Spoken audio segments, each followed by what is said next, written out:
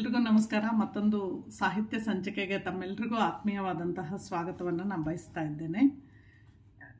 ಈ ದಿನ ಅನೇಕ ವಿದ್ಯಾರ್ಥಿಗಳು ಕೇಳ್ಕೊತಾ ಇದ್ದಾರೆ, ನಂಬಿ ಕೆಟ್ಟವರಿಲ್ಲವೋ ಮಣ್ಣನು, ಈ ಒಂದು ಕೃತಿಯನ್ನು ತಾವು ದಯವಿಟ್ಟು ನಮಗೆ ಸರಳವಾಗಿ ತಿಳಿಸುವ ಪ್ರಯತ್ನ ಪಡಿ ಅಂತ. ಇದೊಂದು ದೀರ್ಘ ಲೇಖನ ಆಗಿರೋದ್ರಿಂದ ಭಾಳಷ್ಟು ವಿದ್ಯಾರ್ಥಿಗಳಿಗೆ ತುಂಬ ಕನ್ಫ್ಯೂಸ್ ಆಗುವಂತಹ ವಿಚಾರ ಏನಿಲ್ಲ. ಆದರೆ ತುಂಬ ದೀರ್ಘವಾಗಿರೋದ್ರಿಂದ ಓದೋದಕ್ಕೂ ಹಿಂಜರಿತಿದ್ದಾರೆ ಮತ್ತು ತಿಳ್ಕೊಳ್ಳೋಕ್ಕೂ ಹಿಂಜರಿತಿದ್ದಾರೆ ಅಂತ ನನಗನ್ನಿಸ್ತಿದೆ. ಪರವಾಗಿಲ್ಲ. ರಘುನಾಥ್ ಚಹಾ ಅವರು ಈ ಕೃತಿಯನ್ನು ಬರೆದಿರುವಂಥವರು ತುಮಕೂರು ಜಿಲ್ಲೆಯ ಮಧುಗಿರಿ ತಾಲೂಕಿನವರು. ಕನ್ನಡ MA ಮತ್ತು ಪತ್ರಿಕೋದ್ಯಮದಲ್ಲಿ ಸ್ನಾತಕೋತ್ತರ ಡಿಪ್ಲೊಮೊ ಎಲ್ಲ ಮಾಡಿಕೊಂಡು ಸುಧಾ, ಮಯೂರ ಮತ್ತು ಅನೇಕ ಪತ್ರಿಕೆಗಳ ಕಾರ್ಯನಿರ್ವಾಹಕ ಸಂಪಾದಕರಾಗಿಯೂ ಕೂಡ ಅವರು ಕಾರ್ಯನಿರ್ವಹಿಸ್ತಾ ಇದ್ದಾರೆ. ಅವರ ಅನೇಕ ಕೃತಿಗಳು ಹೊರಗೂ ಮಳೆ ಒಳಗೂ ಮಳೆ ಕಥೆಗಳು ಮತ್ತು ರಾಗಿ ಮುದ್ದೆ ಅನ್ನುವಂತಹ ಪ್ರಬಂಧ ಸಂಕಲನ, ಚೆಲ್ಲಾಪಿಲ್ಲಿ ಅನ್ನುವಂತಹ ಲೇಖನ, ಸತಿ ಸುಲೋಚನಾ, ಪುಟ್ಟಲಕ್ಷ್ಮಿ ಮುಂತಾದ ಕಥೆಗಳನ್ನು, ಮಕ್ಕಳ ಕಥೆಗಳನ್ನು ಕೂಡ ಅವರು ಬರೆದಿದ್ದಾರೆ. ಅವರಿಗೆ ಅನೇಕ ಪ್ರಶಸ್ತಿಗಳು ಕೂಡ ಸಿಕ್ಕಿದ್ದಾವೆ. ಗುಲ್ಬರ್ಗಾ ವಿಶ್ವವಿದ್ಯಾಲಯದ ದತ್ತಿ ಬಹುಮಾನ, ಚಿನ್ನದ ಪದಕ, ಯುಗಾದಿ ಕಥಾ ಸ್ಪರ್ಧೆಯಲ್ಲಿ ಬಹುಮಾನ, ವಸುದೇವ ಭೂಪಾಲಂ ದತ್ತಿ ನಿಧಿ ಬಹುಮಾನ, ಈ ರೀತಿ ಭಾಳಷ್ಟು ಅವರ ಸಾಹಿತ್ಯಕ್ಕೆ ಸಂದಿರುವಂತಹ ಪ್ರಶಸ್ತಿಗಳು. ಇದು ಬೆಳ್ಳಿತೊರೆ ಅನ್ನುವಂತಹ ಸಿನಿಮಾ ಪ್ರಬಂಧವನ್ನು 2019ರಲ್ಲಿ ಅವರು ಬರೆದರು. ಅದಕ್ಕೆ ಸಂಬಂಧಪಟ್ಟಂತೆ ಇರುವಂತಹ ಲೇಖನ ಇದು. ಅಂದರೆ ಚಲನಚಿತ್ರಗಳಲ್ಲಿ ಬರುವಂತಹ ಮಣ್ಣಿನ ಬಗ್ಗೆ ಈ ಒಂದು ಲೇಖನ ಹೇಳ್ತಾ ಹೋಗುತ್ತೆ ಅನ್ನುವಂಥದ್ದನ್ನು ಗಮನಿಸಬೇಕು. ಅಂದರೆ ಜಾಗತೀಕರಣದ ನಂತರ ಈ ಮಣ್ಣಿನ ಬಗ್ಗೆ, ಈ ಮಣ್ಣಿನ ವಿಚಾರದ ಬಗ್ಗೆ ಏನೆಲ್ಲ ಬದಲಾವಣೆ ಆಗ್ತಾ ಬರ್ತಾ ಇದೆ, ಅದು ಚಲನಚಿತ್ರದಲ್ಲಿಯೂ ಕೂಡ ನಮಗೆ ಕಾಣಿಸ್ತಾ ಇದೆ ಅನ್ನುವಂಥದ್ದನ್ನು ಈ ಒಂದು ಲೇಖನ ಹೇಳ್ತಾ ಹೋಗುತ್ತೆ ಅಂತ. ಅಂದರೆ ಈ ಮಣ್ಣು ಅನ್ನುವಂಥದ್ದು ನಮ್ಮ ಭಾರತದಲ್ಲಿಯೇ, ಇಡೀ ಪ್ರಪಂಚದಲ್ಲಿಯೇ ನಮ್ಮ ಸಾಂಸ್ಕೃತಿಕ ಮತ್ತು ರಾಜಕಾರಣ ಕ್ಷೇತ್ರಗಳ ತಲ್ಲಣಗಳಿಗೂ ಕೂಡ ಕಾರಣ ಆಗಿದೆ ಅನ್ನುವಂಥದ್ದನ್ನು ಈ ಲೇಖನ ಹೇಳ್ತಾ ಹೋಗುತ್ತೆ ಅಂತ. ಮೌಲ್ಯ ಕೂಡ ಇವತ್ತು ಎಷ್ಟು ಹೆಚ್ಚಾಗ್ತಾ ಇದೆ ಅನ್ನುವಂಥದ್ದನ್ನು ನೀವು ಗಮನಿಸಿ. ಇವತ್ತು ಭೂಮಿ ಬೆಲೆ ಗಗನಕ್ಕೆ ಏರ್ತಿದೆ ಅನ್ನುವಂಥದ್ದನ್ನು, ಚಿನ್ನದ ಬೆಲೆಗೆ ಸಮಾನಾಂತರವಾಗಿ ಏರ್ತಿದೆ ಅನ್ನುವಂಥದ್ದನ್ನು ನಾವು ಗಮನಿಸ್ತಿದ್ದೇವೆ.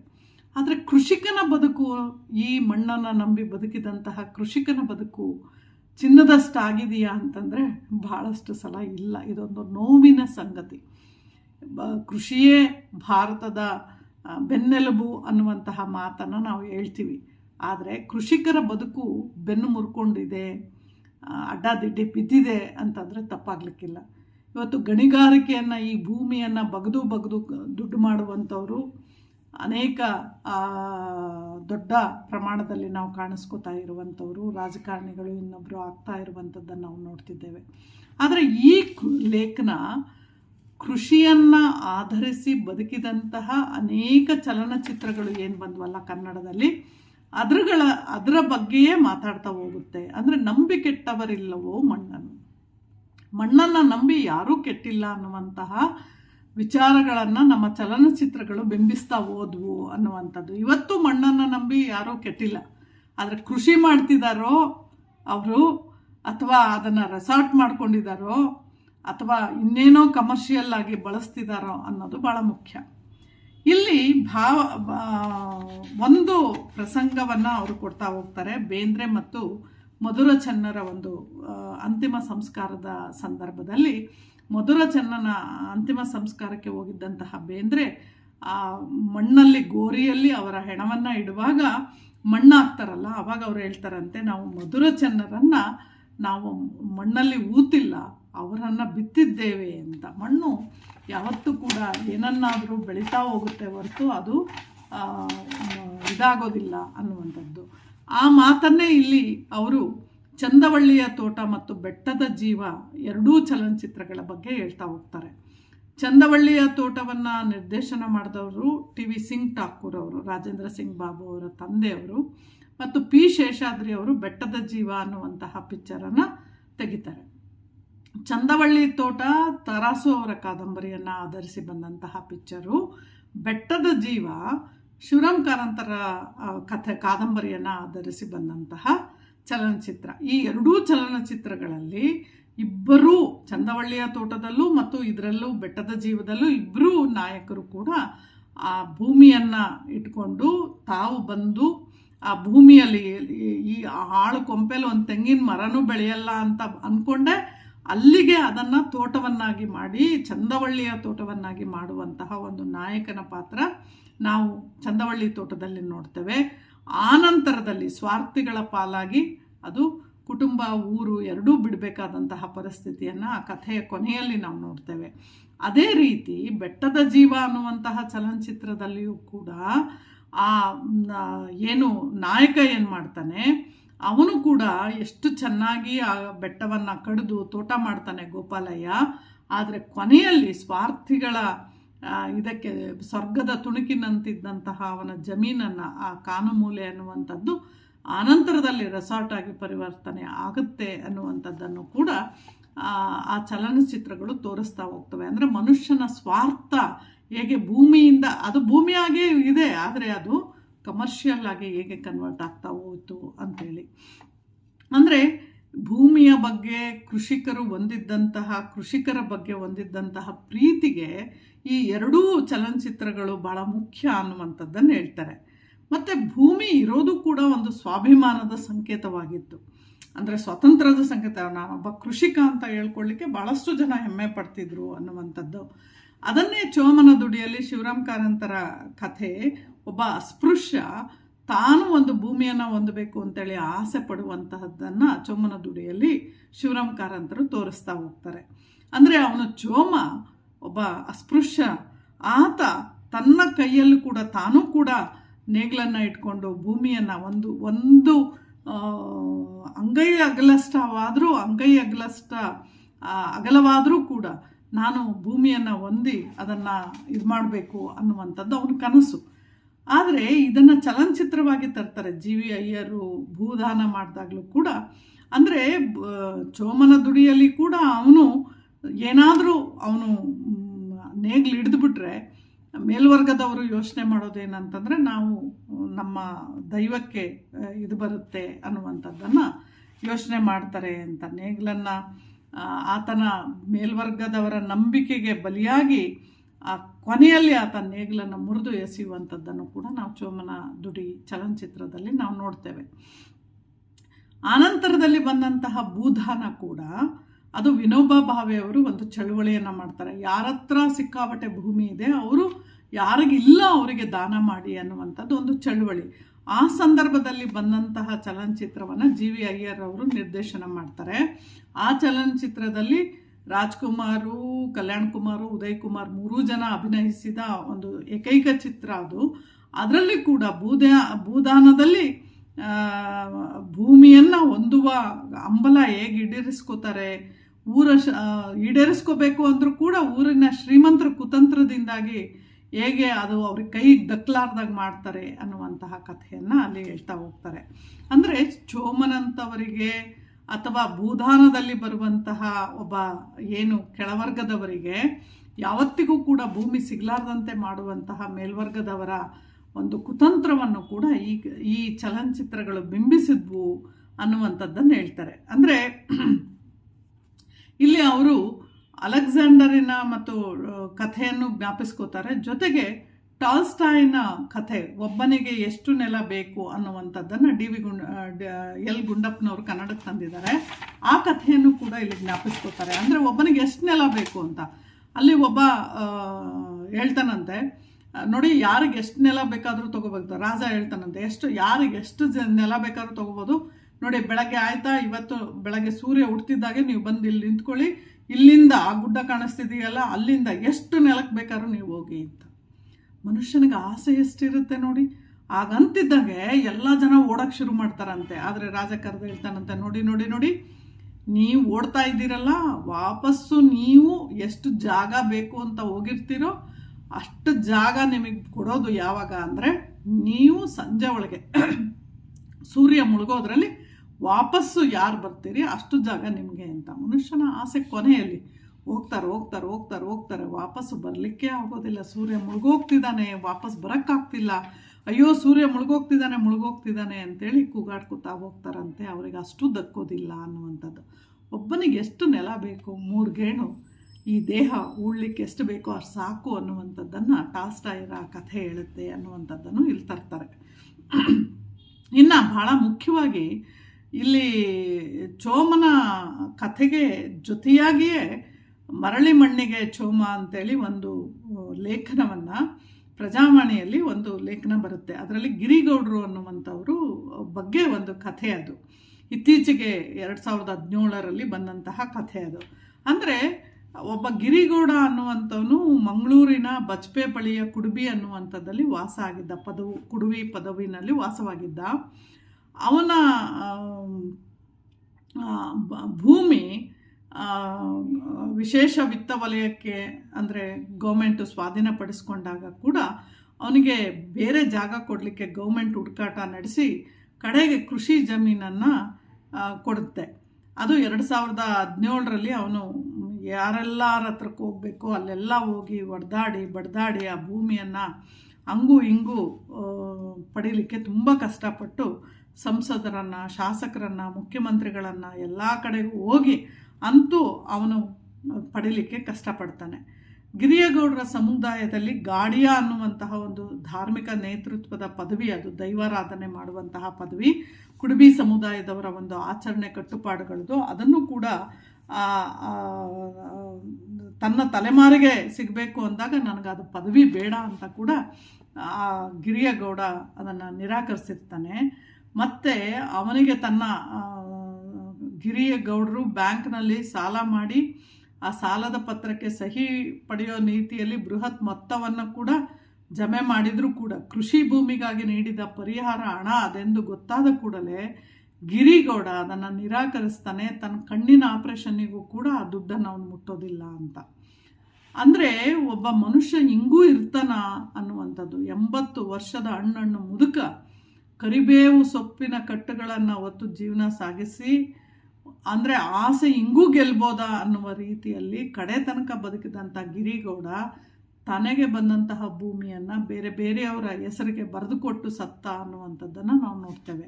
ಅಂದರೆ ಒಬ್ಬ ಮನುಷ್ಯ ಘನತೆಯಿಂದ ಬಾಳಿ ಹೋಗಲಿಕ್ಕೆ ಸಾಧ್ಯತೆ ಇದೆ ಅನ್ನುವಂಥದ್ದನ್ನು ಗಿರಿಯಗೌಡ ಇತ್ತೀಚಿನ ದಿನದಲ್ಲಿ ತೋರಿಸಿದ್ದಾನೆ ಅನ್ನುವಂಥದ್ದನ್ನು ಇಲ್ಲಿ ಅವ್ರು ಮೆನ್ಷನ್ ಮಾಡ್ತಾರೆ. ಅದೇ ರೀತಿ ರೀಸೆಂಟಾಗಿ ಬಂದಂತಹ ಮತ್ತೊಂದು ಕತೆ ಗಿರೀಶ್ ಕಾಸರವಳ್ಳಿ ಅವ್ರದ್ದು ಕನಸೆಂಬ ಕುದುರೆಯನ್ನೇರಿ ಅನ್ನುವಂತಹ ಒಂದು ಚಲನಚಿತ್ರ ಬಂತು. ಅದರಲ್ಲಿ ಅಂಬರೀಷ್ ನುಗುಡೋಣಿಯವರ ಸವಾರಿ ಅನ್ನುವಂತಹ ಕಥೆಯನ್ನು ಆಧರಿಸಿ ಬಂದಂತಹ ಚಲನಚಿತ್ರ. ಅದರಲ್ಲೂ ಕೂಡ ಅನೇಕ ಸೂಕ್ಷ್ಮ ಪ್ರಶ್ನೆಗಳನ್ನು ಅದು ಎತ್ತುತ್ತಾ ಹೋಗುತ್ತೆ. ಎಲ್ಲ ಮನುಷ್ಯರಿಗೂ ಕೂಡ ಈರ ಅನ್ನುವಂತಹ ಪಾತ್ರ ಏನಿದೆ ಅದು ಸಂಭ್ರಮಿಸುವಂಥದ್ದು, ಅವನ ಕಣ್ಣಿಗೆ ಕಾಣಿಸುವಂತಹ ಒಂದು ಭೂಮಿನಾದರೂ ಸಿಗುತ್ತೆ ಅನ್ನುವಂತಹದ್ದು ಅವನಿಗೆ ಕಾಣಿಸ್ತಾ ಹೋಗುವಂಥದ್ದು. ಅವನು ನಂಬಿದ ದೈವ ಅವನಿಗೆ ನೇಗಿಲ ಗೆರೆಯ ಸೂತ್ರದ ದಾರವನ್ನು ಕೊಡುವಂಥದ್ದು, ಆ ನೇಗಿಲು ಹಿಡಿಯೋದ್ರೊಂದಿಗೆ ಹೊಸ ಕನಸು ಅವನಿಗೆ ಶುರುವಾಗುವಂಥದ್ದನ್ನು ಈ ಚಿತ್ರದಲ್ಲಿ ತೋರಿಸಿದ್ದಾರೆ ಅನ್ನುವಂಥದ್ದು. ಅಂದರೆ ಅದೇ ರೀತಿ ಪುಟ್ಟಕ್ಕನ ಹೈವೇ ಅಂತ ಬಿ ಸುರೇಶ್ ತೆಗೆದಂತಹ ಚಲನಚಿತ್ರ ಕೂಡ ಪುಟ್ಟಕ್ಕನ ಪಾಲಿನ ಅದನ್ನು ಉಮಾಶ್ರೀ ಅವರು ನಿಭಾಯಿಸಿದ್ದಾರೆ. ಆ ಐ ಥಿಂಕ್ ತಾರಾ ಇರ್ಬೋದು. ಆ ಚಲನಚಿತ್ರ ಕೂಡ ಭಾಳ ಪುಟ್ಟಕ್ಕ ತನ್ನ ಮಗಳನ್ನು ದಂಧೆಗಿಳಿಸುವಷ್ಟರ ಮಟ್ಟಿಗೆ ಈ ಜಗತ್ತು ಹೇಗೆ ಅವಳನ್ನು ಬಳಸ್ಕೋತಾ ಹೋಗುತ್ತೆ ಅನ್ನುವಂಥದ್ದನ್ನು ಕೂಡ ನಾವು ಆ ಚಲನಚಿತ್ರದಲ್ಲಿ ನೋಡ್ತೇವೆ. ಆನಂತರ ಕಾಮನ ಬಿಲ್ಲು ಅನ್ನುವಂತಹ ಚಲನಚಿತ್ರದ ಬಗ್ಗೆ ಇಲ್ಲಿ ಡಿಸ್ಕಷನ್ ಇದೆ. ಅದರಲ್ಲಿ ಕೂಡ ನಾಯಕ ಡಾಕ್ಟರ್ ರಾಜ್ಕುಮಾರ್ ಮತ್ತು ಅಂಬರೀಷ್ ಮಾಡಿದಂತಹ ಚಲನಚಿತ್ರ. ಇಲ್ಲಿ ಕೂಡ ಓದಿದಂತಹ ಒಬ್ಬ ವಿದ್ಯಾವಂತ ಹಳ್ಳಿಗೆ ಬಂದು ತನ್ನ ಬದುಕನ್ನು ಕಟ್ಟಿಕೊಳ್ಳುವಂತಹ ಒಂದು ಆದರ್ಶದ ಕಥೆಯನ್ನು ಇಲ್ಲಿ ಕೊಡ್ತಾ ಹೋಗ್ತಾರೆ. ಆನಂತರದಲ್ಲಿ ಮಾತಾಡ್ ಮಲ್ಲಿಗೆ ನಾಗ್ತಿಹಳ್ಳಿ ಚಂದ್ರಶೇಖರ್ ತೆಗೆದಿರುವಂತಹ ಚಲನಚಿತ್ರದ ಬಗ್ಗೆ ಕೂಡ ಆ ಚಲನಚಿತ್ರಗಳು ಕಾಮನಬಿಲ್ಲು ಮತ್ತು ಮಾತಾಡ್ ಮಲ್ಲಿಗೆ ಅಂತರ್ಜಾತಿ ವಿವಾಹವನ್ನು ಹೇಳ್ತವೆ ಮತ್ತು ರೈತರ ಸಂಕಷ್ಟಗಳ ಬಗ್ಗೆ, ಕೃಷಿಗಳ ಮಹತ್ವದ ಬಗ್ಗೆ ಕೂಡ ಮಾತಾಡ್ತವೆ ಅನ್ನುವಂಥದ್ದು. ಉಳುವ ಯೋಗಿಯ ನೋಡಲ್ಲಿ ಅನ್ನುವಂತಹ ಗೀತೆ, ಕುವೆಂಪು ಅವರ ಗೀತೆಯನ್ನು ಇಲ್ಲಿ ರೈತರ ಗೀತೆಯನ್ನು ಇಲ್ಲಿ ಕಾಮನಬಿಲ್ಲು ಚಲನಚಿತ್ರಕ್ಕೆ ಬಳಸ್ಕೊಂಡಿರೋದನ್ನು ಕೂಡ ನಾವು ನೋಡ್ತೇವೆ. ಅದೇ ರೀತಿ ಮಾನಸ ಸರೋವರ ಅನ್ನುವಂತಹ ಒಂದು ಚಲನಚಿತ್ರವನ್ನು ಪುಟ್ಟಣ್ಣ ಕಣಗಾಲರು ತೆಗೆದ್ರು. ಅದರಲ್ಲೂ ಕೂಡ ಭಾಳ ಮುಖ್ಯವಾಗಿ ಈ ಮಣ್ಣೆಲ್ಲ ಹೊನ್ನು ಅನ್ನುವಂತಹ ರೀತಿಯಲ್ಲಿ, ಅಂದರೆ ಈ ಭೂಮಿಯ ಮೇಲೆ ಅಂತಾರಾಷ್ಟ್ರೀಯ ಕಂಪನಿಗಳು, ಬಂಡವಾಳಶಾಹಿಗಳು ಕಣ್ಣು ಬಿದ್ದಿರುವಾಗ ನಿಜ ರೈತನಾಗಿ ಬದುಕೋದು ಎಷ್ಟು ಕಷ್ಟ ಅನ್ನುವಂಥದ್ದನ್ನು ಈ ಕಥೆ ಹೇಳುತ್ತೆ ಅನ್ನುವಂಥದ್ದು. ಮತ್ತೊಂದು ಹಿಂದಿ ಕಥೆಯನ್ನು ಅವರು ಇಲ್ಲಿ ತರ್ತಾರೆ, ಪಿಪ್ಲಿ ಲೈಫ್ ಅನ್ನುವಂತಹದ್ದು. ಇಡೀ ಕಥೆಯಲ್ಲಿ ರೈತರು ಹೇಗೆ ಆತ್ಮಹತ್ಯೆ ಮಾಡಿಕೊಂಡು ಸಾಯ್ತಿದ್ರು ಅನ್ನುವಂಥದ್ದು, ಮಾಧ್ಯಮಗಳು ಕೂಡ ಅದನ್ನು ವೈಭವೀಕರಿಸ್ತಾ ಅದು ಬೇರೆಯವರ ಮೇಲೆ ಹೇಗೆಲ್ಲ ಪ್ರಭಾವ ಬೀರ್ತು ಅನ್ನುವಂಥದ್ದು ಮತ್ತು ಮಾಧ್ಯಮಗಳ ಹೊಣೆಗಾರಿಕೆ ಏನು ಅನ್ನುವಂಥದ್ದನ್ನು ಕೂಡ ಈ ಚಲನಚಿತ್ರ ಹೇಳ್ತು ಅನ್ನುವಂಥದ್ದನ್ನು ಆ ಕಥೆಯಲ್ಲಿ ಹೇಳ್ತಾ ಹೋಗ್ತಾರೆ ಅನ್ನುವಂಥದ್ದು. ಮತ್ತು ಭೂಮಿ ತಾಯಿಯ ಚೊಚ್ಚಿಲ ಮಗ ರಾಜೇಂದ್ರ ಸಿಂಗ್ ಬಾಬು ತೆಗೆದಂತಹ ಚಲನಚಿತ್ರ, ಇದು ಕೂಡ ಶಿವರಾಮ್ ಕಾರಂತರ ಕಾದಂಬರಿ ಚಿಗುರಿದ ಕನಸನ್ನು ಆಧರಿಸಿದಂತಹ ನಾಗಾಭರಣ ತೆಗೆದಂತಹ ಚಲನಚಿತ್ರ. ಇವೆಲ್ಲವೂ ಕೂಡ ಹೊಸ ತಲೆಮಾರಿನ ರೈತರ ಪರ ಕಥನಗಳನ್ನು ಹೇಳ್ತಾ ಹೋದರೂ ಕೂಡ ರೈತರನ್ನು ಹೇಗೆ ಸರ್ಕಾರಗಳು ಕೈ ಹಿಡಿತಾ ಇಲ್ಲ, ಸಾಲ ಮನ್ನಾ ಮಾಡ್ತವೆ, ಇನ್ನೊಂದಕ್ಕೆ ಇದು ಕೊಡ್ತವೆ, ಮತ್ತೊಂದೇನೋ ಹೇಳಿದ್ರು ಕೂಡ ನಿಜವಾದ ರೈತನ ಕಷ್ಟಗಳ ಬಗ್ಗೆ ಏನು ಸರ್ಕಾರಗಳು ತಗೋಬೇಕಿತ್ತು ಆ ಧೋರಣೆಗಳ ಬಗ್ಗೆ ಮಾತಾಡ್ತಾ ಹೋಗ್ತವೆ. ಮಣ್ಣಿನ ಮಗ ಕೂಡ, ಮಣ್ಣಿನ ಮಗಳು, ಇವೆಲ್ಲವೂ ಕೂಡ ಚಲನಚಿತ್ರಗಳ ಬಗ್ಗೆ ಇಲ್ಲಿ ಮಾತಾಡ್ತಾ ಹೋಗ್ತಾರೆ. ರೈತರ ಬಗೆಗಿನ ಮಾತಿನ ಸಂದರ್ಭದಲ್ಲಿ ಸಿದ್ಧಲಿಂಗಯ್ಯ ರೂಪಿಸಿದಂತಹ ಬಂಗಾರದ ಮನುಷ್ಯ ಚಿತ್ರವನ್ನು ವಿಶೇಷವಾಗಿ ಜ್ಞಾಪಿಸ್ಕೋಬೇಕು. ಯಾಕೆಂದರೆ ಅತ್ಯಂತ ದೀರ್ಘಕಾಲ ಚಲನಚಿತ್ರ ಅದು ಪ್ರದರ್ಶನ ಆಗುತ್ತೆ. ಬಂಗಾರದ ಮನುಷ್ಯ ಸುಮಾರು 104 ವಾರಗಳ ಕಾಲ ಪ್ರದರ್ಶನ ಆದಂತಹ ಚಲನಚಿತ್ರ. ಒಬ್ಬ ವಿದ್ಯಾವಂತ ತರುಣ ಬಂಜರು ಭೂಮಿಗೆ ಬಂದು, ನೀವು ರಾಜ್ಕುಮಾರ್ ಚಿತ್ರ ಅದು ನಿಮಗೆ ಸಿಗುತ್ತೆ, ಯೂಟ್ಯೂಬಲ್ಲಿ ನೋಡ್ಬೋದು ಅದನ್ನು.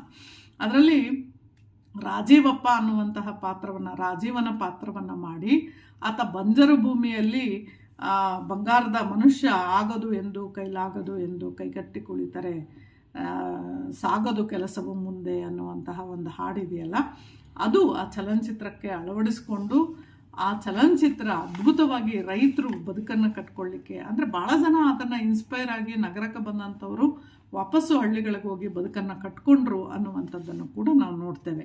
ಹೀಗೆ ಬಂಗಾರದ ಮನುಷ್ಯ ಅಥವಾ ಬೇರೆ ಬೇರೆ ಚಲನಚಿತ್ರಗಳು ಹೇಗೆಲ್ಲ ರೈತರ ಪರವಾಗಿ, ರೈತರ ವಿಷಯವಾಗಿ ಹೇಳ್ತಾ ಹೋಗ್ತವೆ ಅನ್ನುವಂಥದ್ದು. ಮತ್ತು ಅವರು ಕೊನೆಯಲ್ಲಿ ತಮಿಳಿನ ಕತ್ತಿ ಸಿನಿಮಾದ ಬಗ್ಗೆ ಕೂಡ ಇಲ್ಲಿ ಪ್ರಸ್ತಾಪ ಮಾಡ್ತಾರೆ. ಅಂದರೆ ರೈತರ ಮಕ್ಕಳು ವಾಸ್ತವವನ್ನು ಮರೆತಾ ರೈತರ ಬದುಕಿನ ಜೊತೆಗೆ ಹಾಸುಹೊಕ್ಕಾದ ಗ್ರಾಮೀಣ ಬದುಕನ್ನು ಸಿನಿಮಾದಲ್ಲಿ ನಾವು ನೋಡ್ತೇವೆ ಅನ್ನುವಂಥದ್ದು. ಈಗ ಭಾಳ ಮುಖ್ಯವಾಗಿ ಇಲ್ಲಿ ಏನನ್ನು ಇಡೀ ಲೇಖನ ಹೇಳ್ತಾ ಇದೆ ಅನ್ನೋದನ್ನು ನೀವು ಗಮನಿಸಿ. ಪ್ರಸ್ತುತ ಸಂದರ್ಭದಲ್ಲಿ ರೈತರ ಬದುಕು ಏನಾಗಿದೆ? ರೈತರು ಭೂಮಿ ಹೊಂದಿದ್ದಾರೆ, ಈಗಾಗಲೇ ರೈತರ ಜಮೀನುಗಳನ್ನು ನಗರೀಕರಣದ ಹತ್ತತ್ರ ಇರುವಂತಹ ನಗರಗಳು ಕಬಳಿಸ್ತಾ ಇದ್ದಾವೆ. ಸಿಕ್ಕಾಬಟ್ಟೆ ರೇಟ್ ಕೋಟಿಗಟ್ಟಲೆ ಮಾತಾಡ್ತಿದ್ದಾಗೆ ಒಬ್ಬ ರೈತ ತನ್ನ ಜಮೀನನ್ನು ಮಾರಿ ಹೋಗುವಂಥದ್ದನ್ನು ನಾವು ನೋಡ್ತಿದ್ದೀವಿ. ಅವನು ಮಾರ್ತಿದ್ದಾಗೆ ಆ ಜಮೀನನ್ನು ನಗರದ ಒಬ್ಬ ಶ್ರೀಮಂತರೋ ಅಥವಾ ಬಂಡವಾಳಶಾಹಿಗಳು ಅಥವಾ ಯಾರೋ ಒಬ್ಬ ಫ್ಯಾಕ್ಟ್ರಿ ಇಡೋಕ್ಕೋ ಇನ್ನೇನಕ್ಕೋ ತಗೋತಾ ಇದ್ದಾನೆ. ಆತ ಆ ಭೂಮಿಯಲ್ಲಿ ಏನು ಬೆಳೀತಾ ಇತ್ತು ಅದನ್ನು ಬೆಳೀತಿದ್ದಾನ? ಖಂಡಿತ ಇಲ್ಲ. ಅವನೇನು ಮಾಡ್ತಾನೆ, ರೈತರ ಭೂಮಿಯನ್ನು ಖರೀದಿಸಿ ಆ ಭೂಮಿಯಲ್ಲಿ ಅವನೊಂದು ರೆಸಾರ್ಟ್ ಮಾಡ್ತಾನೋ ಅಥವಾ ಇನ್ನೇನೋ ಮಾಡಿ ಅಲ್ಲಿಗೆ ಮತ್ತೆ ಕಮರ್ಷಿಯಲ್ ಆಗಿ ಮಾಡಿ ಹಳ್ಳಿ, ಈಗ ನೀವು ನೋಡಿ ಅನೇಕ ರೆಸಾರ್ಟ್ಗಳು ಹಳ್ಳಿ ಮನೆ ಅಂತೆ, ಇನ್ನೊಂದಂತೆ, ಮತ್ತೊಂದಂತೆ ಹೆಸರಿಟ್ಟಿರ್ತಾರೆ. ಯಾರಾದರೂ ಬರ್ತಿದ್ದಾಗೆ ಅವರನ್ನು ಗಾಡಿಯಲ್ಲಿ ಕರ್ಕೊಂಬರೋ, ಅಂದರೆ ವಿಲೇಜ್ ಎಕ್ಸ್ಪೀರಿಯನ್ಸ್ ಕೊಡುವಂತಹ ಕೆಲಸ ಮಾಡ್ತಿದ್ದೀವಿ ಅನ್ನೋದನ್ನು ಹೇಳ್ಕೊತಾರೆ. ಅಲ್ಲಿಯೇ ಮಾರಿದ ರೈತನೇ ಅಲ್ಲೇ ಕೂಲಿಯಾಗಿ ಕೆಲಸ ಮಾಡುವಂಥದ್ದನ್ನು ಕೂಡ ನಾವು ನೋಡ್ತಾ ಇದ್ದೇವೆ. ಅಂದರೆ ಈ ಮಣ್ಣು ನಂಬಿದವರನ್ನು ಯಾವತ್ತೂ ಬಿಡೋದಿಲ್ಲ. ಆದರೆ ಯಾವ ರೀತಿಯಲ್ಲಿ ಅನ್ನೋದನ್ನು ನೀವು ಪ್ರಶ್ನೆ ಮಾಡಬೇಕು. ರೈತನಾಗಿ ಬದುಕಲಿಕ್ಕೆ ಸಾಧ್ಯತೆ ಇದೆಯಾ? ಇವತ್ತು ಜಾಗತೀಕರಣದ ಪ್ರಭಾವದಿಂದ ಇವತ್ತು ಕೆಲವೇ ದಶಕಗಳಲ್ಲಿ ಈ ಭೂಮಿಯ ಬೆಲೆ 100ಕ್ಕೆ 100 ಪಟ್ಟು ಆಗ್ತಾ ಇರೋದ್ರಿಂದ ಇಡೀ ಬಹುತೇಕ ರೈತನ ಪರವಾಗಿದ್ದಂತಹ ಈ ಆಶಯಗಳೆಲ್ಲವೂ ಕೂಡ ಇವತ್ತು ಬಂಡವಾಳಶಾಹಿಗಳ ಕೈಗೆ ಅಥವಾ ಒಬ್ಬ ರಾಜಕಾರಣಿಗಳ ಕೈಗೆ ಅಥವಾ ಬೇರೆ ಬೇರೆಯವರ ಕೈಗೆ ಅದು ದಕ್ತಾ ಇದೆ ಅನ್ನುವಂಥದ್ದು ನಾವು ನೋಡ್ತಾ ಇದ್ದೇವೆ. 100 ಎಕರೆ ಜಮೀನುಗಳನ್ನು ನಮ್ಮ ರೈತರು ಫಲವತ್ತಾದ ಭೂಮಿಯನ್ನು ಕಳ್ಕೊತಾ ಇರುವಂಥದ್ದನ್ನು ನಾವು ನೋಡ್ತಾ ಇದ್ದೇವೆ. ಹಾಗಾಗಿ ಈ ಕುಟುಂಬ ಮೌಲ್ಯಗಳು ಕೂಡ ಕಡಿಮೆ ಆಗ್ತಿದ್ದಾವೆ. ಇವತ್ತು ನೀವು ನೋಡಿ, ಬೆಂಗಳೂರಿಗೆ ಬೆಳಗ್ಗೆ ಮಂಡ್ಯ ಕಡೆಯಿಂದ, ಹಾಸನ ಕಡೆಯಿಂದ ಅಥವಾ ನಮ್ಮ ಕನಕಪುರ ಕಡೆಯಿಂದ, ಬೇರೆ ಬೇರೆ ಭಾಗಗಳಿಂದ ಸಾವಿರಾರು ಜನ ಕೂಲಿ ಕಾರ್ಮಿಕರಾಗಿ ಟ್ರೈನ್ಗಳಲ್ಲಿ, ಬಸ್ಗಳಲ್ಲಿ ಬರ್ತಾ ಇದ್ದಾರೆ. ಒಂದು ವೆನಿಟಿ ಬ್ಯಾಗ್ ಹಾಕ್ಕೊಂಡು ಬರುವಂತಹ ಮಹಿಳೆ ಒಂದು ಟಿಫನ್ ಕ್ಯಾರಿಯರಲ್ಲಿ ಊಟವನ್ನು ತಗೊಂಡು ಬಂದು ಇಲ್ಲಿ ಯಾವುದೋ ಫ್ಯಾಕ್ಟ್ರಿಯಲ್ಲಿ ಸುಮಾರು ಕೆಲವೇ ಸಾವಿರಗಳಿಗೆ ದುಡಿತಾ ಇದ್ದಾಳೆ. ಊರು ಅವಳಿಗೆ ಬೆಡ್ರೂಮ್ ಆಗ್ತಾ ಇದೆ. ಹಳ್ಳಿಗೆ ವಾಪಸ್ ಹೋಗ್ತಾಳೆ, ಬೆಡ್ರೂಮ್ ಥರ ಮಲಗ್ತಾಳೆ, ಬರ್ತಿದ್ದಾಳೆ. ಅಲ್ಲಿ ಯಾರಿದ್ದಾರೆ ಅಂತಂದರೆ ಕೈಲಾಗದ ಅಥವಾ ಸಿಟಿಗೆ ಬರಲಾಗದಂತಹ ಅನೇಕ ವೃದ್ಧಾಶ್ರಮಗಳು ಕೂಡ ಹಳ್ಳಿಗಳಾಗ್ತಿದ್ದಾವೆ. ವೃದ್ಧರು ಅಲ್ಲಿದ್ದಾರೆ. ಅವರು ಏನು ಮಾಡ್ತಿದ್ದಾರೆ, ಈಗ ಅಲ್ಲಿ ಭೂಮಿ ಇದೆ ಅಂತ ಇಟ್ಕೊಳ್ಳಿ, ಅವ್ರ ಭೂಮಿಯನ್ನು ಬೆಳೀತಾ ಇಲ್ಲ, ನೀರಿನ ಬಗ್ಗೆ ತಲೆ ಕೆಡಿಸ್ಕೋತಾ ಇಲ್ಲ, ಅದ್ರ ಬಗ್ಗೆ ಯೋಚನೆ ಕೂಡ ಮಾಡ್ತಾ ಇಲ್ಲ. ಅಕಸ್ಮಾತ್ ಇದು ಒಂದು ಹಂತ. ಇನ್ನೊಂದು ಹಂತ ಇದೆ, ಚೆನ್ನಾಗಿ ಭೂಮಿ ಇದೆ, ಚೆನ್ನಾಗಿ ಬೆಳೀತಾ ಇದ್ದಾರೆ, ಕೂಲಿ ಕಾರ್ಮಿಕರೇ ಇಲ್ಲ. ಎಷ್ಟು ದುಡ್ಡು ಕೊಡ್ತೀವಿ ಅಂದರೆ ಆ ಕೂಲಿ ಕಾರ್ಮಿಕರು ಸಿಗದೆ ಇವತ್ತು ಕೃಷಿ ಅನ್ನುವಂಥದ್ದು ಬಿದ್ದೋಗ್ತಾ ಇದೆ. ಬೆಂಗಳೂರಿಗೆ ಗುಲ್ಬರ್ಗ, ಬೀದರು, ಬಿಜಾಪುರದಿಂದ ಯಾರ್ಯಾರೋ ಇಲ್ಲಿ ಜೀವನವನ್ನು ಕಟ್ಟಲಿಕ್ಕೆ ಅಂತೇಳಿ ಬರ್ತಾರೆ. ಮನೆಗಳನ್ನು ಕಟ್ಟುವಂತಹ ಅಥವಾ ತಾರಸಿಗಳನ್ನು ಹಾಕುವಂತಹ ಅನೇಕರು ಇಲ್ಲಿ ಬಂದು ಬದುಕನ್ನು ಕಟ್ತಾರೆ. ಕೇಳಿ ನೋಡಿ, ಊರಲ್ಲಿ ಜಮೀನು ಇದೆಯಾ ಅಂದರೆ ಬೇಕಾದಷ್ಟು ಜಮೀನಿದೆ. ಯಾಕೆ ಇಲ್ಲಿಗೆ ಬಂದಿದ್ದೀರಿ ಅಂತ ಕೇಳಿ, ನೀರಿಲ್ಲ. ಜಮೀನು ಹಾಗೇ ಇದೆ, ನೀರಿಲ್ಲ. ಈ ಎಲ್ಲ ಕಾರಣಗಳು ಕೂಡ ಇವತ್ತು ಮನುಷ್ಯನ ಆಸೆ ಒಂದು ಕಡೆ, ಇನ್ನೊಂದು ಕೃಷಿ ಅನ್ನುವಂತಹದ್ದರಿಂದ ಬದುಕು ಸಾಧ್ಯ ಇಲ್ಲ ಅನ್ನುವಷ್ಟರ ಮಟ್ಟಿಗೆ ಕೃಷಿಯನ್ನು ಯಾರೂ ಕೂಡ ತಗೋತಾ ಇಲ್ಲ, ಸೀರಿಯಸ್ ಆಗಿ ತಗೋತಾ ಇಲ್ಲ. ಎಲ್ಲ ಕೃಷಿಕರು ತಮ್ಮ ಮಕ್ಕಳು ಕೃಷಿಯನ್ನು ಅವಲಂಬಿಸಿ ಬದುಕಲಿ ಅಂತ ಕೂಡ ಆಶಿಸ್ತಾ ಇಲ್ಲ. ಯಾಕೆ ಅಂದರೆ ಕೃಷಿ ಅವರ ಜೀವನಕ್ಕೆ ಒಂದು ದಾರಿ ಮಾಡಿಕೊಡ್ತಾ ಇಲ್ಲ ಅನ್ನುವಂಥದ್ದನ್ನು ನಾವಿವತ್ತು ನೋಡ್ತಾ ಇದ್ದೀವಲ್ಲ. ಅದೇ ಚಲನಚಿತ್ರಗಳಲ್ಲೂ ಕೂಡ ಬರ್ತಾ ಇದೆ. ಕೃಷಿಯನ್ನೇ ಮುಖ್ಯವಾಗಿ ಇಟ್ಕೊಂಡು ಇತ್ತೀಚೆಗೆ ಭಾಳಷ್ಟು ಚಲನಚಿತ್ರಗಳು ಬರ್ತಾ ಇಲ್ಲ ಅನ್ನೋದನ್ನು ಕೂಡ ನೀವು ಗಮನಿಸಿ. ಅದನ್ನು ಇಲ್ಲಿ ಚಹಾ ರಘುನಾಥ್ ಅವರು ಹೇಳ್ತಾ ಇದ್ದಾರೆ. ಕೃಷಿ ಇವತ್ತು ರೈತನ ಬದುಕು ಇಷ್ಟೆಲ್ಲ ಸಂಕೀರ್ಣ ಆಗುವಂತಹ ಸಂದರ್ಭದಲ್ಲಿ ಪ್ರಕೃತಿ ಏರುಪೇರು, ಒಕ್ಕಲುತನದ ಬಗ್ಗೆ ಆಸಕ್ತಿ ಕಳ್ಕೊತಾ ಇರುವಂಥದ್ದನ್ನು ಕೂಡ ನಾವು ನೋಡ್ತಾ ಇದ್ದೀವಿ ಅಂತ. ಎಷ್ಟೋ ಜನ ಊರಲ್ಲಿ ಜಮೀನು ಇರುತ್ತೆ, 1 ಎಕರೆ 2 ಎಕರೆ ಜಮೀನು ಇರುತ್ತೆ, ಇಲ್ಲಿ ಬಂದು ಸೆಕ್ಯೂರಿಟಿ ಗಾರ್ಡಾಗಿ ಕೆಲಸ ಮಾಡ್ತಿರೋರು ನಮ್ಮ ಕಣ್ಮುಂದೆನೇ ಇದ್ದಾರೆ. ಇವೆಲ್ಲ ಚಿತ್ರಗಳನ್ನು ಈ ಒಂದು ಲೇಖನ ಕಟ್ಕೊಡುತ್ತೆ. ನೀವು ಕೃಷಿಯ ಬಗ್ಗೆ, ಕೃಷಿಕರ ಬಗ್ಗೆ, ಚಲನಚಿತ್ರಗಳ ಬಗ್ಗೆ ನೀವು ನೋಡಿರೋ ಯಾವಿದ್ರೂ ಕೂಡ ಇದಕ್ಕೆ ಸೇರಿಸಿ ಬರೆದ್ರೆ ಇವೆಲ್ಲ ಲೇಖನಗಳು, ಇವೆಲ್ಲ ಮಾತುಗಳು ಕೂಡ ಈ ಲೇಖನಕ್ಕೆ ಪೂರಕವಾಗಿರ್ತವೆ ಅನ್ನುವಂಥದ್ದನ್ನು ಗಮನಿಸಿ. ಅರ್ಥ ಆಗಿದೆ ಅನ್ಕೋತೀನಿ. ನಮಸ್ಕಾರ.